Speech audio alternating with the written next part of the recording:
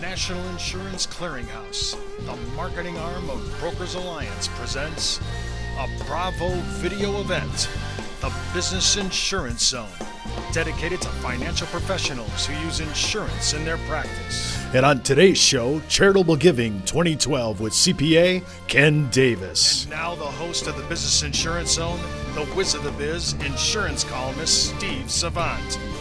Well, welcome everyone to the Business Insurance Zone. We're broadcasting live to a nationwide audience of financial professionals right here in Fountain Hills, Arizona, home of America's largest fountain. And all this week, we've had our special guest on. Oh my gosh, think about it. CFP, CLU, ChFC, and CPA Ken Davis. Ken, welcome to the show. Ken, every time I told you last week when we were talking about end of the year planning, I actually went to the store this weekend. Think about this, and looked for the alphabet cereal. So I could do the CLU, ChFC, right? It was great. Man, that stuff's got so much sugar in it. No wonder I was hyper when I was younger. Well, we're today. Well, you still are, Steve. So what's your excuse now, dude? I don't know. I'm not drinking caffeine. What can I say? But we're really up on the things of finance because we want our clients to be, we're excited, we're enthusiastic about it, and we're all this week we've been talking about charitable giving, perfect for the season, right? We're in our holiday mode, as you can see at Brokers Alliance, and we're on our last day. If you missed anything that we've been talking about, you're missing a lot, and I want you to go out to this site so that you can not only catch it all, but we have so many giveaways on this show for this particular thing that we're talking about, charitable giving. You can go out to www.brokersalliance.com/charitable giving. We're going to be giving away the 2010 study. Where do you have that at someplace on your list there? Yeah. That's our 2010 study on high net worth philanthropy, 75 pages. It is excellent statistics. It really gives you an insight of what's going on. We're giving that away. We're also going to be giving away, one of our carriers has done a beautiful 1040 overlay. It's excellent. Honestly, you're going to free up money just on a few tax items that you never thought possible, and it'll actually give the client more net spendable. I love that. All 5 of the videos of this show, and we also have our own brief that we put together at Brokers Alliance on charitable giving. We're arming you with everything we can think of and even though this is end of the year and charitable giving is part of the end of the year planning, the kind of charitable ideas that we have are really not quarantined to the month of December. Right. These can be done all year long, and there's some really cool tactical things that Ken talked about. If you missed yesterday's show, for sure, pick it up, and don't forget to watch it. Well, Ken, today we're talking about, on our last day in on this, we got a list here. I don't know how far we'll get into it. We'll try our best. Resources for planning, for planning and giving. What are the resources? There are a wealth of info out there. I cannot believe a menu, a plethora of all kinds of things that are out there, not only on the web, but some of the resources that you specifically as an advisor, things that we have here at Brokers Alliance. Talk a little bit about some of the things that we need to know. And by the way, I always think of charity, and then I hear you keep intertwining this word foundation. Yeah. I think of a charity, IRS approved, right? Charity, nonprofit organization. Right. Then you say, foundation. Right. Is there a real difference here? Well, yeah, the foundation is set up in the name of the charity, and we're talking mostly about endowments, where somebody's giving a lump sum of money and they want somebody to continue to make payments on an ongoing basis. Well, the foundation for the charity becomes the recipient of those endowment gifts. They have money managers and advisors and legal people and everything else, and they take care of those assets and make sure that they're growing so that they can continue to make gifts on an ongoing basis. And typically, foundations will pay out 4 or 5% of whatever's in the accounts. What's interesting in terms of resources, which is the topic for today, is we're going to be talking about community foundations here in a second, but also you mentioned the web, and it got me to thinking. Some of the major charities, Red Cross, maybe your church headquarters for the states or something like that, they all have websites, and you can get on. There's all kinds of information about planned giving, charitable gift annuities. And in fact, one of them I'm thinking about, the church actually has a calculator. You just put the value of the asset in, and it'll tell you and your age, and it'll tell you what a recommended distribution for the charitable gift annuity is. So there's all kinds of resources there. And then what we're primary topic today is something that a lot of people may not know about, and it's a community foundation. Yeah, I have to say, when I looked this up, my first time, I was thinking, well, I've heard of foundations, I've heard of private foundations, but why did you, wrap it in community foundation? Talk a little bit about it. Well, because I'm thinking about our audience. Our audience may not know much about charitable giving or planned giving, and they need resources and help, and they may be a little bit afraid to jump into these waters because they're afraid of making mistakes or not knowing what they're talking about. Community foundations are public charities, usually in individual locales. Like in Arizona, we've got them in all the small communities across the state. We have the bigger one is the Arizona Community Foundation, which is something that I spend time with. And they are public charities. Now, why that's important, as we talked in the prior segments about charitable gifts being limited to adjusted gross income. Well, if you give monies to a public charity that meet IRS qualifications, you can deduct up to 50% of your AGI. There's other charities and situations where you can only deduct up to 30% of AGI, and then sometimes as low as 20%. So that's really kind of nice. That makes a difference. So foundations, you give them money, they pay it out to the charities of choice. Little side note here, Ken, because I know a lot of our producers sometimes, we kind of get into this generic charitable giving, and we don't think of AGI or adjusted gross income. We don't think of the charity. Maybe it isn't 50%, maybe it's less. That's right. We just want to make sure that what is the organization we're giving to? Not only is it approved, but what kind of it? What's our AGI? There's things that we have to kind of know going in first. And I just want to remind us that, hey, that's an issue. And we did talk about a little bit about this a couple days back. Yeah, we talked about insurable interest and then valuation for gifting purposes.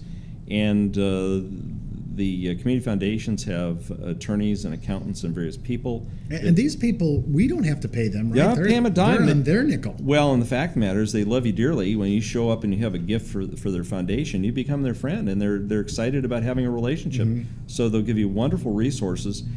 They also give back to the professional community. They do ongoing educational forums. Workshops and so forth. You can volunteer to be on the board or on committees and stuff like that, which I've done. I've met some really excellent people, attorneys, accountants. But let's go one step further than this, Ken, because this is where you get into this thing. We used to teach back in the day when you actually went through a career shop and they actually taught you how to this business. Yeah. They teach you how to network. This is an excellent, and I mean excellent way of networking. And here's the bigger part. Forget that. You actually have gotten business by doing this, networking with organizations, charities, and so forth. And that's, I think, the bigger issue there is this is a good thing to do. And especially, I'm interacting now with CPAs and attorneys on these boards. It's on the charity's nickel. So a lot of the things that I can bring to my client, and these are good tactics for charitable giving, I have good fiduciary backup for this. Well, yeah, that's exactly right. And the thing is that we can become a resource for them. It goes both ways. Oh, yeah. I had a situation where, the policy that my client was gifting to the community foundation has to be approved by their attorneys for receipt. They want to make sure everything's on the up and up. What was interesting is somebody that looked at it came up with the idea they thought it was a variable life contract. And so, this is risky and you have to manage it. And I said, no. This was an indexed universal life, whole different situation. And then we talked about 10 pays versus guaranteed and how the 10 pays have substantial cash values that you can stop in the middle and you can reduce face values. And this was all news to them. They had no clue about this. They didn't have a lot of experience with insurance gifts in the past. Yeah, my bigger question would be, how did they even come to the assumption that they didn't know the difference between a variable contract and an index contract and what they had? See, that to me is where we come in, because we can actually, exactly what you're saying, and everybody can kind of read these, and just a little heads up, we do life insurance financial evaluations. This is all we do. We have people that do this all the time, not only at Brokers Alliance, I'm sure other shops. And all we're looking at is we're telling people what it is, what's the risks, what do you have to get done, what's the policy. We do enforced ledgers. We do all the analysis. So go ahead. Right. So, the professional support and resources go both ways. But for people who are the uninitiated and let me warn again or caution again like we did in the other shows, if you're going to get into this, you really have to have a good heart. You really have to be doing this for the right reasons, because the charitable community very quickly sniffs out people that aren't sincere. And they don't like them. Do you see a lot of that, by the way? Oh yeah. There's people wanting to take advantage of the situation. They really don't care about anybody but themselves, and that's not how you approach charities. You have to have a passion for it, because you're going to give time. You're going to give time. You may never get paid for it.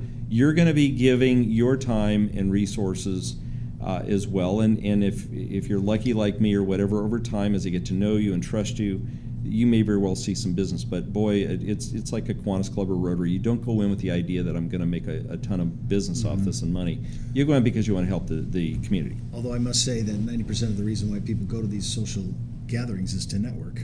The very thing we say we don't want to do when we get there. Well, there is some hypocrisy there, and I have to admit it. You have to, though, understand that you have to give and you have to earn that respect. Right, it's relational. And by the way, if you ever figured out about relational, you don't know what Facebook is like. I mean, talk about a conversion.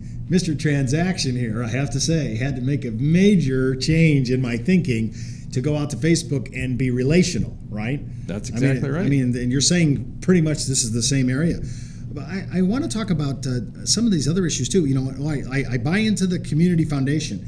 They are the liaison. They can go to any foundation. They're doing all these charities all in one place. It's a nice big warehouse of information, and I love the fiduciary support.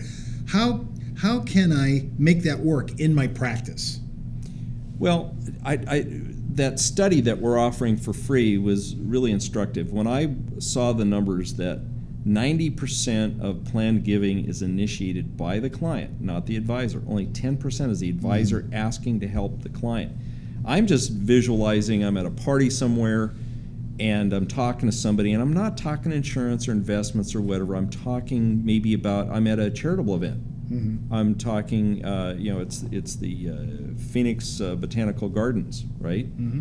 And I'm chatting about what a great organization this is and what wonderful programs they put on, and it's so cool and all this stuff. And you get somebody who's really enthusiastic about it. He's on the board.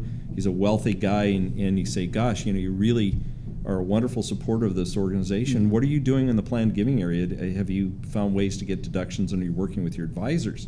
Just a really simple question, and it's germane to why you're there, and it doesn't sound like you're promoting yourself. And they go, well, what do you mean? What's planned giving? Or, well, no, I've been thinking about that, and my advisor, I didn't know where to turn. And then you say, gosh, I'd be delighted to have lunch with you and give you some free advice on how this works and how the tax planning works and all that stuff. And they say, well, I've got my attorney and accountant, whatever. And you say, well, yeah, but they haven't helped you. I'm not asking you to replace your advisors. I just want to play another role, be another member on your team. Mm-hmm. And I spend time working on stuff. I understand how to do it. Glad to help you out. There's your foot in the door to a high net worth client that you never would have had a chance at. Mm-hmm. I think this is honestly kind of a new frontier for a lot of advisors. You need to look at it. Hey, it's the reason for the season now. This is perfect to kind of dip your toe into. And remember, in our show, just for a little heads up for Ken, everything we give away is free. So just wanted to make sure everybody thought we weren't charging. Hey, you got to go out to our landing page and swipe your Visa, right? But we're giving all those things away at www.brokersalliance.com.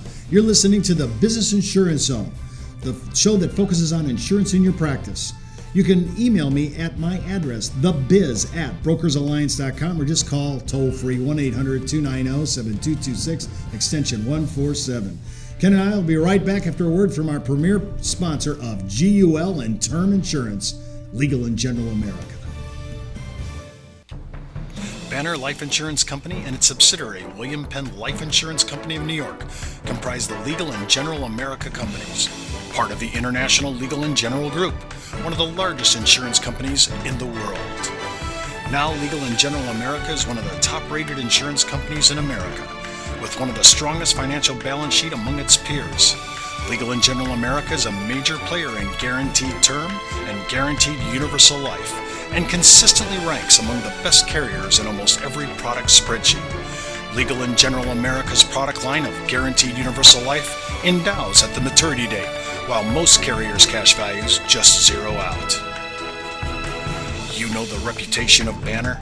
Now know the value of LGA, Legal & General America. The power to protect, the power to preserve, the power to serve their policyholders. That's Legal & General America. Well, welcome back to the Business Insurance Zone. I'm Steve Savant, your host, insurance columnist, financial color commentator, and interviewer extraordinaire. I'm laughing at myself because I'm thinking about Christmas, my presents, the things that I have to get done, and you know, Me too, dude. I'm thinking, man, I'm never going to get this done. Hey, remember, any of the strategy you hear on our show, please go to your CPA and your tax attorney and your broker dealer before you go forward with anything we talk about. You can call me 1-800-290-7226 for any of your quotes or questions on life insurance, annuities, DI, LTC, or group pension plans. And one thing, heads up, it's not what I know, it's who I know, and that's why I have Ken on my show all this week. You can watch our entire 5 series, get the 1040 overlay, the 2010 study on philanthropy, our own charitable giving, and everything that we're giving away at www.brokersalliance.com/charitable giving. Now, we're up against the clock now. We're counting down. I think this whole week blows by so fast. I want to talk about this really fast, Ken, because I want to touch on, make sure we get the topics we want to talk about. Sure. I heard this thing. I always thought, I need a potpourri of counsel. I need a lot of people, Sure. right, to interact with me, Sure. so I get the full mantra of what I want. I want to understand it. But I notice here that one of your gripe, I don't want to say it's a gripe of yours, but it seems like you kind of go down this road. One legal department is better than numerous legal departments. Right. And Why is that such a big deal? Well, in my particular client case, he had 5 charities that he wanted to give money to, and he wanted to set up an endowment. So as I told you before, we went to the Arizona Community Foundation and asked them to get involved. Well, what's cool about it is they have a legal department there, and they want to help you make the gift, but they have to make sure that somebody isn't, scamming the IRS or playing games, that the policy will remain in force, that there'll be enough money to pay for it. There's some legal issues, Sure. insurability interests, as we talked about in the prior shows. So if you present the insurance ledger, the information, the documents through one legal department, then you only have to do one. If you have 5 separate charities you're giving to, 5 applications, 5 life insurance policies, 5 legal departments, all kinds of work on an administrative basis, it really isn't worth it. So one of the cool things about a community foundation is that they can do all of that. They'll administer the legal work, help you with the design and all that stuff. We can help them with the insurance design. And so we get it done in one place. They receive the cash gift. They make the payments on the life policy, one policy, receive the death benefits, and then distribute it out to the various charities. Now, be careful. Different foundations have different rules. Some of them say, hey, we did all this work. We want to retain the endowment, and we'll just pay out the gifts as each year. Others will say, well, gosh, if you just want to distribute all the death benefits to 5 different charities, we'll let you do that too. And that was one of the sticky things I ran into at one point with one of the charities was their policies. And sometimes they haven't seen a lot of life insurance policies. You have to kind of work with them. Make sure you iron through these issues with the legal departments up front before you get the client involved. Well, let's move on to another subject too, because I keep thinking of, I'm charitably giving, I'm giving donations, I am using a foundation. Is it the same as a charity? I'm using this community. There's a lot of mixture of language here. When I say in grant making, am I still charitably giving? Is that grant a different thing than a donation? Well, yeah. What's happened is that envision you give $1 million to a foundation, and they take 5% of that each year, $50,000, and that's now available, say, through the community foundation, and you've set up what they call a donor advised fund. You can't hold their feet to the fire legally. But they're always going to take the donor as the advisor and do what they want to do with the grants. In other words, each year there's money available to give to a charity. Maybe your intent was to always give it to the Cancer Foundation. And maybe 30 years from now, in Star Trek kinds of levels, we've gotten rid of cancer. So now what do they do with the money? Well, what we can do is usually a community foundation with $1 million or more will let the donors advise them on where the grants each year should go, and then the kids, when mom and dad pass away, can be set up to take over that role and make grant making, and then the grandkids and the great grandkids. This can go on for many generations, and a lot of families that have wealth really love the idea of giving back to the community. They want to teach these values to their children and grandchildren. So having this ability to be a donor advisor to help decide where the money goes on the grants each year becomes part of a family operation and something that's important to keep the family together. Yeah, I think the phrase you're using here in one of your briefs is multi-generational involvement. Right. Multi-generational involvement, making sure that the gift continues on. on this ongoing basis for many, many years. And then the other thing like a community foundation can do too is you can say, gee, I want it for cancer or medically related, and if it turns out that particular charity goes out of business because they solved the problem, then the community foundation step in and find another medical charity that can take over in the absence of the other one. And sometimes if you set up your own private foundation that made gifts, and that goes out of business, then what do? Somebody has to go to court and So ask. do you have to kind of anticipate all this, or they do that for you? That's the beauty of a community foundation, is they do that for you. All right, great. Ken, I love this line on this topic. I was kind of, but the last part of it caught me. It says, first of all, I love the word cachet. I just like to say it. Like I love cashews, I love to say cachet. Cachet for kids with charities vying for money. The imagery that came up when I first read this before, these kids fighting imagine. These kids fighting over money, right? Duking it out in a family living room, vying for money. What do you mean by cachet for kids with charities vying for money? Well, it's interesting. A person's reputation and standing in the community frequently comes from their good works. If somebody's really involved, they're at dinners and networking events and all this stuff, and their name pops up on a bulletin or a newsletter or a program at a musical event or something like that, that's kind of an indirect way of advertising. That's that, gee, Joe's a good person, look what he does for the community. And so when Joe is looking for some help or trying to do business, a lot of people are favorably inclined to work with that person. That's where the cachet comes from. There's actually a theater here, and it'll remain nameless for the show, but there's a theater that's named after a prominent attorney who had gifted the money to buy the theater. And his son's name is exactly Dad's, except for it's Junior.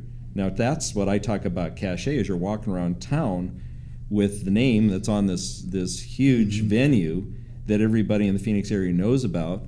And what great name recognition. You want to run for office, you want to get access to a particular office or talk to somebody. It's your community involvement. So these ongoing multi-generational gifts and the grant making kind of gives you some cachet or some standing in the community.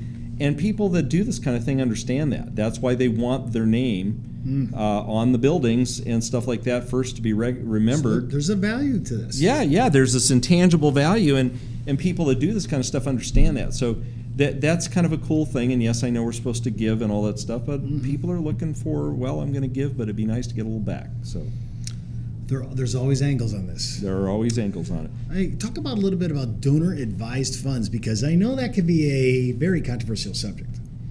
Well, donor advisement is just simply, we're talking about adjusted gross income limitations. Well, if you do a private foundation, the limits on AGI deductions are much lower than if you do a public charity.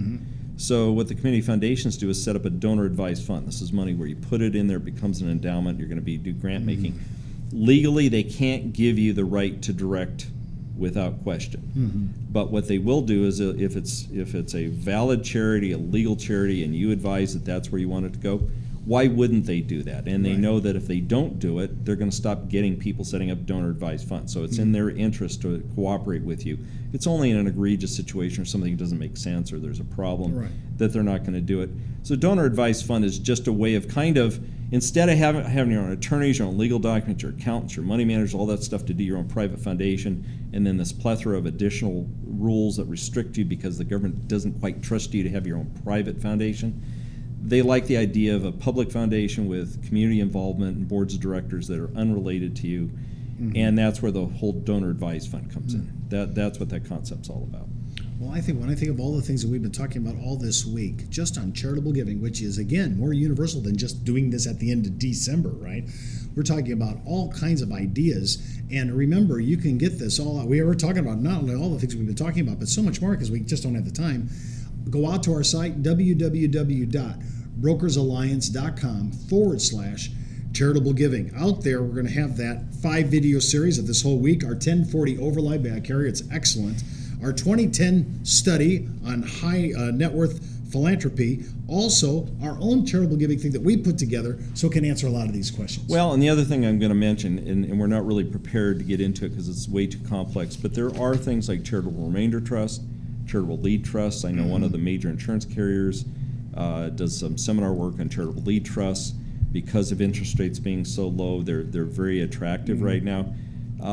Certainly not something we have time to get into today, or not really prepared to talk about. But the charitable gift annuities, the donor advised funds, all that stuff really are a simplified, low-cost way to do some of these more advanced kinds of things. And with community foundations, the legal documents, the agreements, the advice, the brochures, all of it's there. It's back to that pyramid. You get your really high net worth people that can hire all these advisors, and maybe it's a large enough gift to justify that. But for the guy that just has 25 grand or 50 grand or something, having these types of charitable gift annuities or pooled income funds or donor funds are all there to make it easy for the middle class kind of person to get involved in this stuff too. There's really so much, and one of our docs, when I first came into this, we're so heavy in acronyms in our industry. We were always talking about grits and grats and gruts and, oh my goodness, I mean, all these different possibilities of trust work, and all that's going to be in our own brief that we're doing on charitable giving. And to me, I don't want you to go ahead and try to read this all at one time. Take your time, go through it, figure out which one will actually dovetail into your practice, and then figure out which entities you can visit to actually dip your toe into charitable giving.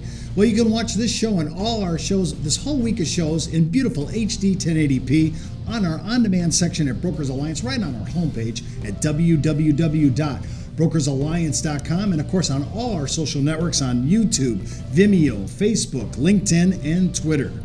I'm Steve Savant. You've been listening to the Business Insurance Zone. That's the buzz on the biz for today. Get in the zone, the Business Insurance Zone. This has been a Bravo video event of the National Insurance Clearinghouse, the marketing arm of Brokers Alliance, one of the largest distributors of insurance products and services to a nationwide network of insurance professionals. Need insurance guidance? Call Brokers Alliance.